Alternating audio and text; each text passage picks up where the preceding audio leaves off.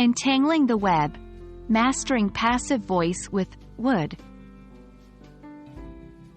Hello, everyone. Welcome to our latest video in the Intermediate Grammar series. Today, we're going to tackle a topic that often trips up English language learners: using passive voice with would. Especially, we'll focus on the common mistake of confusing active and passive voice when using would. Don't worry, though, we're here to untangle this web and simplify it for you.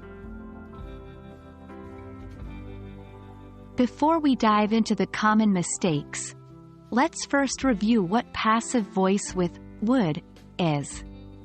Passive voice is when the focus is on the action being done to the subject, not on the person or thing doing the action. The verb would is often used in passive voice to talk about hypothetical or potential situations in the past, present, or future. Here's an example of a sentence using passive voice with would. The book would be written by the author next year. Here, the focus is on the book being written, not on the author who would be doing the writing. Now that we've clarified what the passive voice with would is, let's move on to the common mistakes and how to avoid them. Mistake 1. Misplacement of would.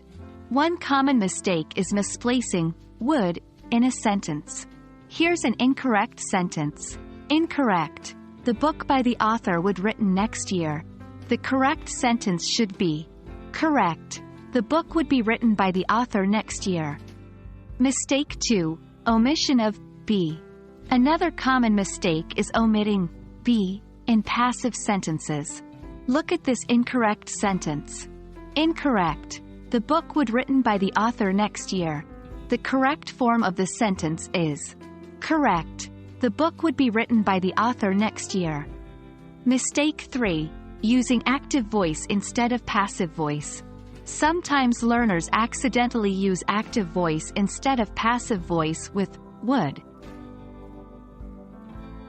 Incorrect. The author would write the book next year. Remember, in passive voice, the emphasis is on the action done to the subject. So, the correct version is correct. The book would be written by the author next year. There you have it, everyone. With these tips and examples, you'll now be able to distinguish between active and passive voice when using would and avoid common mistakes. Remember, practice makes perfect, so don't forget to use what you've learned today in your day-to-day English. We hope you found this video helpful. Stay tuned for our next lesson, and keep practicing. Until next time, happy learning!